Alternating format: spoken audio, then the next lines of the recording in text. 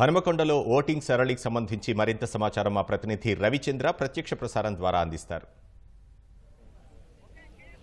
Warangal parliament పరిధిలో ఉత్సాహంగా polling నమోదవుతోంది. వృద్ధులు, మహిళలు పెద్ద సంఖ్యలో తమ ఓటు హక్కును వినియోగించుకుంటున్నారు. ఇక వరంగల్ కరీమాబాద్లోని ఎస్ఆర్ తోట పోలింగ్ కేంద్రంలో ఈ పోలింగ్ కేంద్రం ప్రత్యేకంగా ట్రాన్స్జెండర్ల కోసమే కేటాయించారు.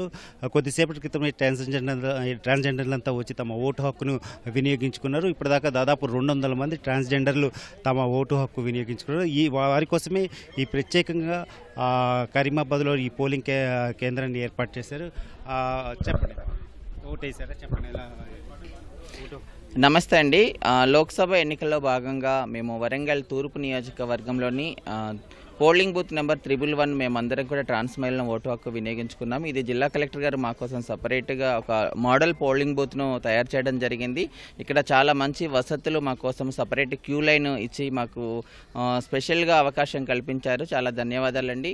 మేమందరం కూడా మా బాధ్యతగా భావించే ట్రాన్స్ మహిళలము. మేమందరం కూడా మాకు సరైన నాయకుడిని ఎన్నుకోవడానికి మా చేతిలో ఉన్నటువంటి ఒకే ఒక ఆయుధం ఓటు కాబట్టి మేమందరం బాధ్యతగా భావించి మా ఓటు హక్కుని ఈరోజు ఇక్కడ వినియోగించుకోవడం జరిగింది. ఈ పోలింగ్ బూత్లో మా దాదాపు 232 ఓట్లు ఉన్నాయి. మేమందరం దాదాపు ఓటు హక్కును వినియోగించుకున్నాము.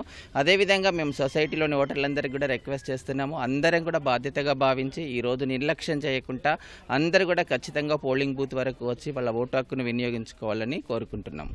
మీరు చెప్పండి, మీకోసం ప్రత్యేకంగా పోలింగ్ బూత్ కేటాయించడం ఎలా అనిపిస్తుంది? చాలా సంతోషంగా ఉంది. ఎందుకనంటే మా గురించి ప్రత్యేకంగా ఒక లైన్ ఏర్పాటు చేసి ఓటు వేయడానికి క్యూ లైన్ ఏర్పాటు చేసి ఓటు అనేది వేయడం జరిగింది. నిజంగా ఓటు అనేది ప్రతి ఒక్కరం వినియోగించుకోవాలి. ట్రాన్స్జెండర్ అయిన మేము ఎన్నో భిక్షాటన చేస్తే జీవనం గడిసే మా యొక్క వృత్తి, అలాంటి వృత్తిని మేము ఈరోజు వదులుకొని వచ్చి మేము ఓటు హక్కును వినియోగించుకుంటున్నాము.